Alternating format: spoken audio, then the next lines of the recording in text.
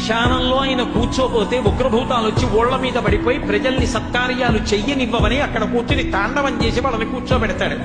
పార్వతీదేవి అడిగింది మహాభారతం అనుశాసనిక పర్వంలో, శుభ్రమైన కైలాసం ఉండగా, ఇంత ఐశ్వర్యం ఉండగా, చింతామణి గృహం ఉండగా శ్మశానంలో ఎందుకుంటున్నారని అడిగింది. అడిగితే ఆయన చెప్పాడు, పార్వతి బతికున్న నాళ్ళు అన్ని చోట్లకి వెడతారు, ఏమీ తోచట్లేదు, శ్మశానానికి వెళ్ళొద్దామని ఎవరు రారు పార్వతి.